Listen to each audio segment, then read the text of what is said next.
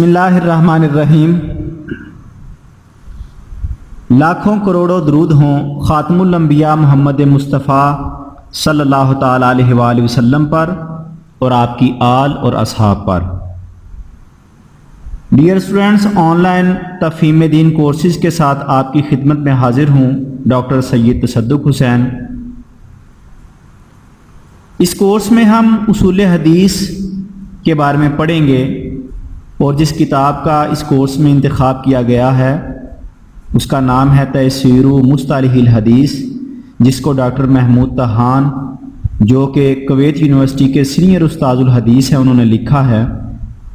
شروع کرنے سے پہلے نبی کریم صلی اللہ تعالیٰ علیہ وآلہ وسلم کی ایک حدیث مبارکہ کوٹ کرنا چاہوں گا۔ خاتم الانبیاء محمد مصطفیٰ صلی اللہ تعالیٰ علیہ وآلہ وسلم نے فرمایا، نظر اللہ عمران سامع مقالتی فوعاها وحافظها وبلغها۔ اللہ اس شخص کو شاد و آباد رکھے جس نے میری حدیث کو سنا اور اس کو یاد کیا اور دوسرے لوگوں تک اس کو پہنچا دیا۔ تو اسٹوڈنٹس، یہ جو آپ کورس کرنے جا رہے ہیں یہ خاتم الانبیاء محمد مصطفیٰ صلی اللہ تعالیٰ علیہ وآلہ وسلم کی احادیث سے ریلیٹڈ نالج ہے۔ تو آئیے شروع کرتے ہیں۔ کتاب کے صفحہ نمبر 15 پر چلے جائیں۔ یہ کچھ تعریفات اولیت ابتدائی تعریفات لکھی گئی ہیں، ان کو پہلے سمجھتے ہیں، اس کے بعد تقریباً یہ 14-15 کے قریب ڈیفینیشنز ہوں گی، اس کے بعد ہم کتاب کو باقاعدہ شروع کرتے ہیں۔ علم المصطلح یہ کیسا نالج ہے؟ What type of the knowledge is this? کہتے ہیں کہ یہ ایسا اصول و قواعد کا علم ہے، ایسے رولز اینڈ ریگولیشن کا نالج ہے کہ جس کے ذریعے سے سند اور متن کے احوال کو جانا جاتا ہے کہ وہ سند اور متن کو قبول کیا جانا ہے یا اس کو رد کیا جانا ہے، یعنی من حیث القبول والرد حدیث کی سند اور متن کو کے احوال کو ہم جاننے کی کوشش کرتے ہیں اس حدیث کے ذریعے، اس علم کے ذریعے سے۔ حدیث مبارکہ جو کتب حدیث میں لکھی جاتی ہیں اس کے دو حصے ہوتے ہیں، ایک حصے کو سند کہا جاتا ہے اور دوسرے حصے کو متن کہا جاتا ہے۔ جو چین آف نریٹرز ہے، راویوں کا ایک سلسلہ ہوتا ہے کہ فلاں نے فلاں سے سنا، فلاں نے فلاں سے سنا، اور بات پہنچتے پہنچتے یہ سلسلہ نبی کریم صلی اللہ تعالیٰ علیہ وآلہ وسلم تک پہنچتا ہے، تو یہ جو حصہ ہوتا ہے اس کو سند کہا جاتا ہے۔ اور جہاں پہ سند ختم ہوتی ہے اس کے بعد متن حدیث جو نبی کریم صلی اللہ تعالیٰ علیہ وسلم کا فرمان ہوتا ہے، یا آپ کا کوئی فعل اس میں ذکر کیا جاتا ہے، یا وہ تقریر ہوتی ہے تو اس کو بیان کیا جائے، وہ متن کہلاتا ہے۔ ان سب کی ڈیٹیل جو ہے قول، فعل اور تقریر کی آگے آپ کی بک میں آ رہی ہے، تو وہیں پہ ہم اس کو کلیئر کریں گے۔ اس نالج کا موضوع، what is the subject of this knowledge, اس نالج کا، اس علم کا موضوع کیا ہوگا، کس پہ رہ کے ہم نے بحث کرنی ہے یا کس چیز کے بارے میں ہم نے جاننا ہے؟ تو السند والمتن من حیث القبول والرد، سند اور متن ہی کو قبول اور رد کے لحاظ سے اس میں ڈسکشن کی جائے گی، اور تمام کا تمام نالج انہی دو چیزوں کے بارے میں ریوالو ہوگا کہ کہاں پہ سند کو یا متن کو قبول کیا جانا ہے اور کہاں پہ اس کو رد کیا جانا ہے۔ ثمراتہ، اس نالج کا آؤٹ کم اور اس کا ایڈوانٹیج آپ کو کیا ہونا ہے؟ آپ اس کو پڑھ لیں گے تو پڑھنے کے بعد آپ کس چیز میں ماہر ہوں گے؟ اس میں فرماتے ہیں کہ تمییز الصحیح من السقیم من الاحادیث، احادیث میں سے صحیح اور ضعیف احادیث کے درمیان فرق کو بیان کرنا۔ چوتھے نمبر پہ جو یہ ٹرم لے کے آئے ہیں، الحدیث لغتاً الجدید و یجمع علی احادیث علی خلاف القیاس، کہتے ہیں کہ اس کا وربل معنی جدید نئی چیز کو حدیث کہا جاتا ہے، اور ڈکشنریز میں اس کا دوسرا معنی جو ہے وہ گفتگو کرنا بھی لکھا جاتا ہے، جیسا کہ اکثر محدثین جب روایت کرتے ہیں کہتے ہیں حدثنا فلان نے ہم کو حدیث بیان کی، تو وہاں پہ اس کا معنی جدید نہیں ہوتا بلکہ گفتگو کرنا اور حدیث کو بیان کرنا مراد ہوتا ہے۔ وَيُجْمَعُ عَلَىٰ حدیث کہ یہ حدیث کا لفظ کی جمع احادیث آتا ہے، علی خلاف القیاس، اور یہ حدیث کا احادیث جمع آنا یہ خلاف قیاس ہے۔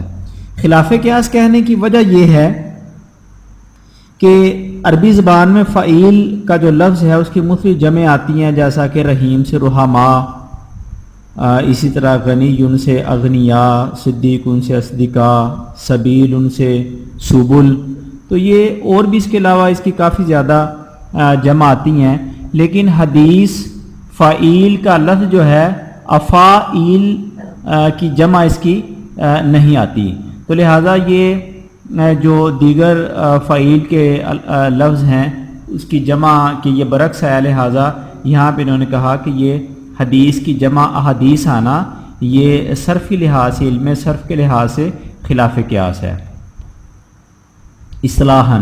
اصلاحی معنی اس کا، یعنی جب آپ حدیث کو علم اصول حدیث میں بیان کریں گے، یہ لفظ بولیں گے، تو وہاں پہ آپ اس کا کیا معنی لیں گے؟ ما اضیف الی النبی صلی اللہ تعالی علیہ وآلہ وسلم من قول او فعل او تقریر او صفات۔ اصلاحی معنی اس کا یہ ہے کہ ہر وہ بات جو نبی کریم صلی اللہ تعالیٰ علیہ وآلہ وسلم کی طرف منسوب ہو اور جس کی اضافت نبی کریم صلی اللہ تعالیٰ علیہ وآلہ وسلم کی طرف کی جائے، چاہے وہ آپ کا قول ہو، فعل ہو، تقریر ہو، یا آپ کی کوئی خوبی بیان ہو، اس کو حدیث کہا جاتا ہے۔ قول معنی بات، فعل معنی کوئی کسی صحابی نے آپ کو کوئی کام کرتے ہوئے دیکھا، جیسے نماز پڑھتے ہوئے، وضو کرتے ہوئے، وہ بیان کر دیا، یہ آپ کا چونکہ فعل ہے تو اس کو بھی حدیث کہا جائے گا۔ اس طرح تقریر کا معنی یہ ہے کہ نبی کریم صلی اللہ تعالیٰ علیہ وآلہ وسلم کے سامنے کوئی کام ہوا اور آپ نے اس پر سکوت فرمایا، گویا آپ نے سکوت فرما کر اس بات کی تائید کر دی، تو اس کو محدثین نے اس کے لیے تقریر کا لفظ یوز کیا ہے۔ تو نبی کریم صلی اللہ علیہ وسلم کی کہ قول، فعل، تقریر اور آپ کی کسی خوبی کو حدیث کہا جاتا ہے۔ الخبر لغتاً النبأ، لغوی معنی اس کا خبر دینا، و جمع ہو اخبار، اور اس کی جمع جو ہے وہ اخبار کے لفظ سے آتی ہے۔ اصلاحاً فی ثلاثۃ اقوال، کہتے ہیں کہ اصلاحی معنی اس کا علم اصول حدیث میں اس میں 3 اقوال ہیں۔ واہیا ہوا مرادف للحدیث، پہلا یہ ہے کہ الخبر یہ حدیث ہی کے مترادف ہے، یعنی حدیث اور خبر دونوں کا معنی نبی کریم صلی اللہ تعالیٰ علیہ وآلہ وسلم کے قول، فعل اور تقریر کو کہا جاتا ہے۔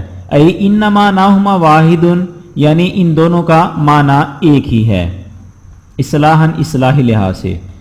دوسرے نمبر پہ خبر کا معنی مغایر لہ، کہ یہ حدیث کے مغایر ہے، حدیث کے برعکس استعمال ہوتا ہے۔ تو ان محدثین کے نزدیک کہتے ہیں فالحدیث ما جاء عن النبی صلی اللہ تعالی علیہ وسلم والخبر ما جاء عن غیرہ، حدیث کا لفظ تو وہاں بولا جائے گا جو نبی کریم صلی اللہ تعالی علیہ وآلہ وسلم کی طرف منسوب ہو، یعنی آپ کا قول، فعل اور تقریر، اور آپ کے علاوہ یعنی صحابی اور تابعی کی طرف سے اگر یہی قول یا فعل آئے تو اس کو ان کے نزدیک جو ہے وہ حدیث نہیں کہا جائے گا بلکہ خبر کہا جائے گا۔ تیسرا قول یہ ہے کہ عام منہ، کہ یہ جو خبر ہے یہ حدیث سے عام ہے۔ کیا معنی ہوا؟ ای ان الحدیث ما جاء عن النبی صلی اللہ تعالی علیہ وآلہ وسلم، کہ حدیث تو وہ ہوگی جو نبی کریم صلی اللہ تعالی علیہ وآلہ وسلم سے روایت ہو، والخبر ما جاء عنہ او عن غیرہ، اور خبر دونوں طرح سے بولا جائے گا، چاہے وہ نبی کریم صلی اللہ تعالی علیہ وآلہ وسلم کی طرف سے آئے یا آپ کے علاوہ صحابی اور تابعین کی طرف سے جو خبر جو بیان کیا جائے گا اس کو بھی خبر کہا جائے گا۔ جو حدیث ہے اس میں چونکہ ایک معنی ہے اور خبر میں 2 معنی ہیں، تو تو لہٰذا یہ خبر کا لفظ عام ہے حدیث سے. اس کے بعد ہے الاثر. لغتاً لغوی معنی اس کا بقیت الشیء، کسی چیز کے بچے ہوئے کو کہا جاتا ہے یا کسی چیز کے نشان کو بھی کہا جاتا ہے. اصلاحاً فیہ قولانی، اور اصلاحی طور پر اثر کی تعریف میں دو قول ہیں. ہوا مرادف للحدیثی، پہلا یہ کہ یہ حدیث کے مترادف ہے، جو معنی حدیث کا ہے وہی معنی اثر کا ہے. ای ان معناہما واحد، کہ ان دونوں کا معنی ایک ہی ہے. و اصلاحاً، اور اصلاحی لحاظ سے اثر کہا جائے گا مغایر اللہ، کہ جو حدیث کے مغایر ہو. جیسا کہ اوپر انہوں نے یہاں پہ خبر میں کہا تھا کہ یہ حدیث کے مغایر استعمال ہوتی ہے، تو یہاں پر بھی اثر بعض اوقات تو حدیث ہی کے معنی میں آئے گا، لیکن بعض اوقات اس کے برعکس معنی میں بھی یوز ہوتا ہے. وَهُوَ مَا أُضِيفَ إِلَى الصَّحَابَةِ وَالتَّابِعِينَ، کہ حدیث تو ڈیفینیٹلی نبی کریم صلی اللہ تعالی وسلم کے قول فعل تقریر کو کہا جائے گا، لیکن اثر جو ہے وہ صحابہ اور تابعین من اقوال او افعال، چاہے وہ صحابہ اور تابعین کے اقوال ہوں یا افعال ہوں، ان کی طرف جو منسوب ہوگا اس کو اثر کہیں گے، اور اس کے علاوہ اگر نبی کریم صلی اللہ تعالی علیہ وسلم کی طرف منسوب ہو تو اس کو حدیث کہا جائے گا.